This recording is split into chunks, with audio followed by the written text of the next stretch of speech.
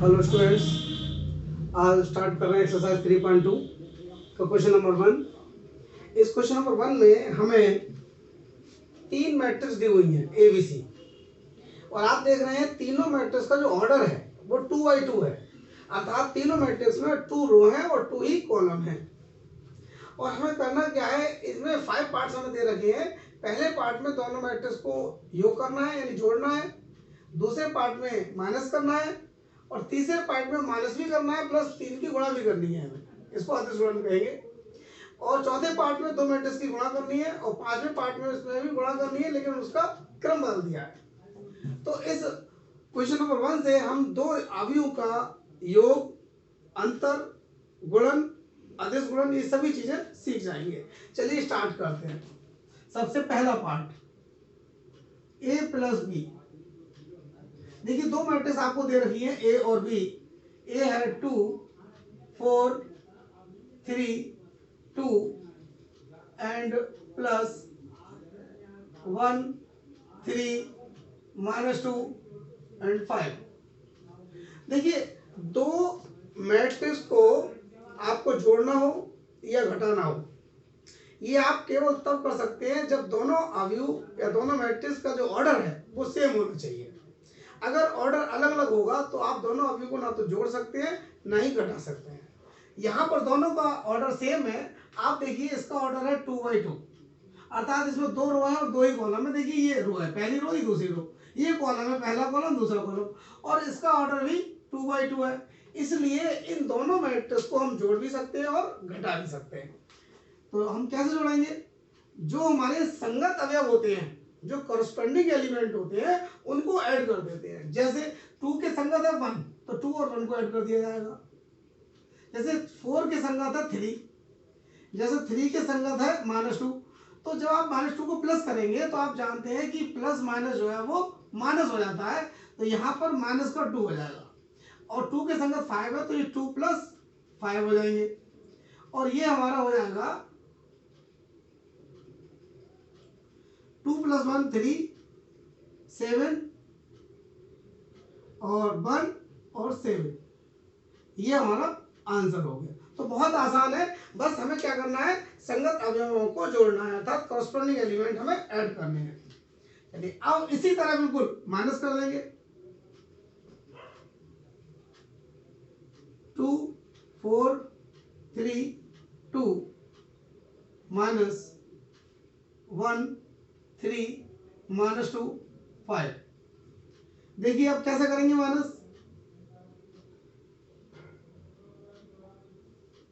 Corresponding element यानी संगत अवयवों को ही माइनस करना है। तो 2 के संगत कौन सा है? 1, तो ये 1 माइनस हो जाएगा। और 4 के संगत 3 है, 3 माइनस हो जाएगा। और 3 में से माइनस करेंगे -2, तो माइनस और माइनस मिलके +2 हो जाएंगे, और 2 - 5, तो ये हो जाएगा हमारा 1 1 5 -3, ये हमारा आंसर हो गया। तो बहुत ही आसान है दो अवयवों को योग करना या घटाना। इसके लिए बस ये देखना है कि दोनों अवयवों का जो हमारा ऑर्डर है, जो कोटि है, वो समान होनी चाहिए। अगर कोटि समान नहीं होगी तो हम उनको ना तो जोड़ सकते हैं और ना ही घटा सकते हैं। अब देखिए इसका तीसरा पार्ट, 3a - c। 3a लिखेंगे पहले, 2 4 3 2 -c, c लिखेंगे, -2 5 3 4। देखिए 3 की जब हम अंदर गुणा करेंगे तो ये जो मैट्रिक्स है इसके अंदर 4 एलिमेंट है, 4 एलिमेंट है, उस 3 की मल्टीप्लाई अंदर सभी से होगी। ये इसका नियम है अवयव का कि इसको हम अदिश गुणन कहते हैं, कि अगर बाहर कोई एक अदिश है, संख्या है, अगर उसके अंदर गुणा करेंगे तो मैट्रिक्स के अंदर जितने भी एलिमेंट हैं उन सभी में उनकी गुणा होगी, मल्टीप्लाई होगी। तो इसको हम अदिश गुणन कहते हैं, यानी 3 के अंदर गुणा करेंगे अदिश गुणन होगा, और उसके बाद हम इसमें से ये वाली मैट्रिक्स घटाएंगे। तो पहले 3 की गुणा कर देते हैं सभी एलिमेंट में। 3 दूनी 6, 3 चौक 12, 3 3 9, 3 दूनी 6, यानी 3 की गुणा हमने प्रत्येक एलिमेंट से कर दी। अब हम ये लिख ले रहे हैं -2, 5, 3 और 4। अब जिस तरह हमने अभी सेकंड पार्ट में घटाया था वैसे ही घटाएंगे, यानी कॉरस्पॉन्डिंग एलिमेंट जो है यानी संगत अवयवों को घटाएंगे। तो 6 में से घटाएंगे -2, माइनस और माइनस मिलकर प्लस हो जाएगा, और 12 में से 5 घटाएंगे, और 9 में से 3 घटाएंगे, और 6 में से 4 घटाएंगे। तो ये हमारा हो जाएगा 8, 6, 7, 2। ये हमारा आंसर हो गया। तो बहुत आसान है, हमने 3 चीजें सीख ली, 2 अवयवों को कैसे जोड़ेंगे, कैसे घटाएंगे, और अदिश गुणन यानी 3 किसी भी संख्या की अगर अवयव के अंदर गुणा करेंगे तो प्रत्येक एलिमेंट से करनी है, ये बात भी हमने सीख ली। 3 चीज हम सीख चुके हैं। और अब सबसे इंपॉर्टेंट जो ऑपरेशन है हमारा वो है गुणन।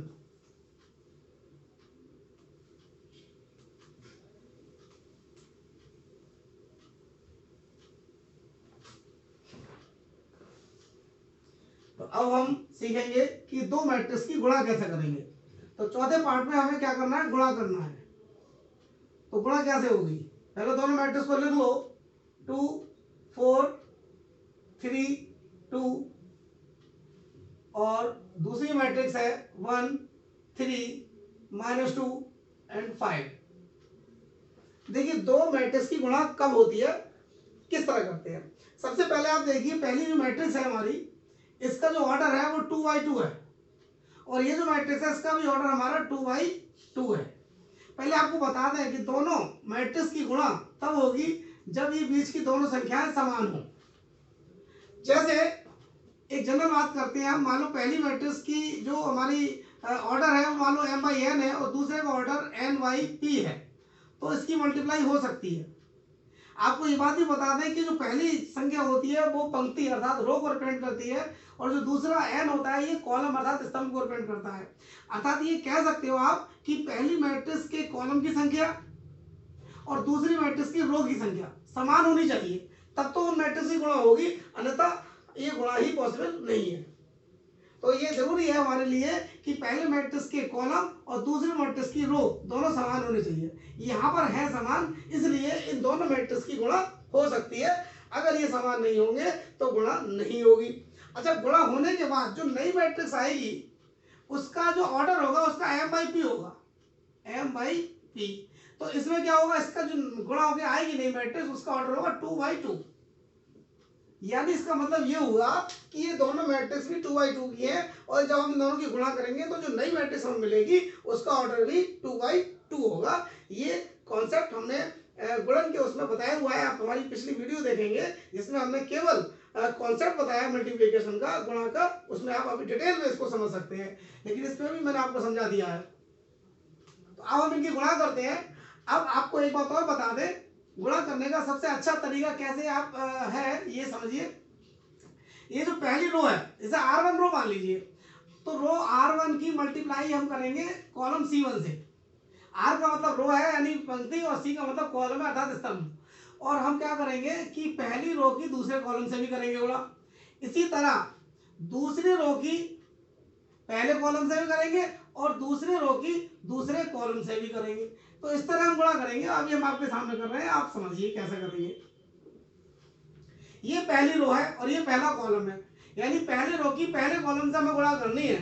तो होगी कैसे, मतलब देखिए पहले एलिमेंट की पहले एलिमेंट से गुणा करेंगे और दूसरे एलिमेंट की दूसरे एलिमेंट से गुणा करेंगे और उनको जोड़ देंगे, अर्थात 2 की 1 से गुणा करेंगे, 2 गुणा 1, और प्लस 4 गुणा दूसरे एलिमेंट की दूसरे एलिमेंट से -2। ये तरीका देखिए बड़ी इंपॉर्टेंट है ये। अगर आप गुणा सीख लेंगे तो आपको बहुत आसानी आगे हो जाएगी, और ये थोड़ा सा एडिशन और सब्ट्रैक्शन के मुकाबले थोड़ा सा अलग है। इसको आपको बहुत ध्यान से समझना पड़ेगा, तभी ये समझ में आएगी। अब आप देखिए पहले रो की दूसरे कॉलम से गुणा करते हैं। पहली रो यही है और कॉलम दूसरा ये है। अब पहले एलिमेंट की पहले एलिमेंट से करेंगे तो 2 गुणा 3, और दूसरे एलिमेंट की दूसरे एलिमेंट, बीच में प्लस का साइन आएगा, 4 गुणा 5। ये आपने पहले रो की दोनों कॉलम से कर ली। अब आप क्या करेंगे, दूसरी रो की भी दोनों कॉलम से करेंगे। देखिए आप दूसरे रो की पहले कॉलम से और दूसरे कॉलम से भी करनी है, तो बिल्कुल वैसे ही पहले एलिमेंट की पहले एलिमेंट से गुणा प्लस दूसरे एलिमेंट की दूसरे एलिमेंट से गुणा, तो 3 की 1 से और प्लस 2 गुणा दूसरे की दूसरे से। अब दूसरी रो की दूसरे कॉलम से 3 की 3 से और 2 की 5 से और बीच में प्लस का साइन। अब इसको थोड़ा सा सरल करेंगे तो ये हो जाएगा 2 माइनस 8, 4 दूनी 8 और माइनस यहाँ पे आ जाएगा, प्लस माइनस माइनस हो गया और ये हो जाएगा 6 प्लस 20, ये हो जाएगा 3 माइनस 4 और ये हो जाएगा 9 प्लस 10।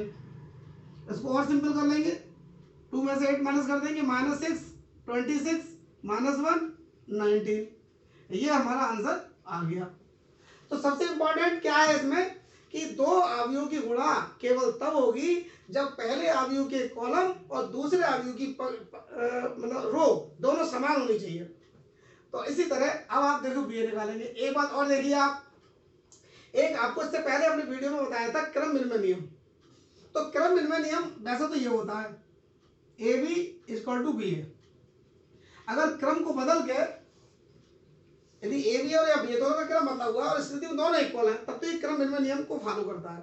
लेकिन मैट्रिक्स के मल्टीप्लिकेशन में अर्थात अवयव गुणन में ऐसा संभव नहीं है कि ए बी और बी एक समान आए। इसमें अलग अलग भी आते हैं और बहुत कम कभी कभी एक समान भी आ सकते हैं। इसलिए क्रम विनिमय ये जो अवयव गुणन है वो क्रम विनिमय नियम का पालन नहीं करता है और इसीलिए हमें यहाँ पे बी ए बी निकालने को कहा है उन्होंने। और अभी हम चेक भी कर लेंगे बी ए निकाल के कि क्या वो ए बी के इक्वल है और नहीं है तो ये बात क्लियर हो जाएगी कि मैट्रिक्स मल्टीप्लिकेशन में अर्थात अवयव गुणन में क्रम विनिमय नियम अर्थात कम्यूटेटिव लॉ फॉलो नहीं होता है। चलिए करते हैं। अब हम बी ए निकालते हैं, इसका 5वां पार्ट करते हैं। पहले बी लिखेंगे 1 3 माइनस 2 5 और अब ए लिखेंगे 2 4 3 2। चलिए फिर करते हैं ऐसे ही जैसा भी की थी। रो पहली रो की पहले कॉलम से 1 की 2 से और 3 की 5 3 से तो 1 गुणा 2 प्लस 3 गुणा 3।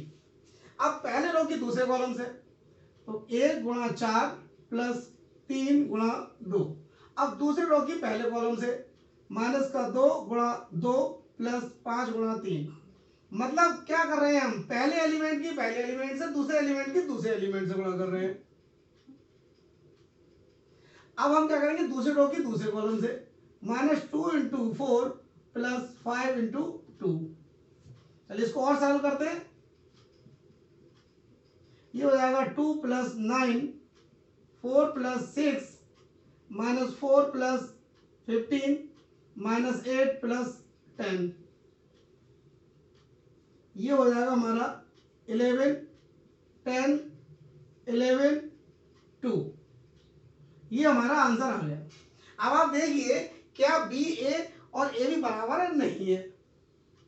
यहां आप ये बात देख सकते हैं कि ए बी बराबर नहीं है बी ए के। तो कई बार ऐसे भी सवाल आ जाते हैं कि सिद्ध कीजिए ए बी बराबर नहीं है बी ए। तो उस स्थिति में हमें दोनों निकाल के दिखाने पड़ते हैं और एक को समीकरण 1 मान लिया, एक को समीकरण 2 मान लिया और कह देंगे समीकरण 1 तथा 2 से ए बी बराबर नहीं है बी ए के।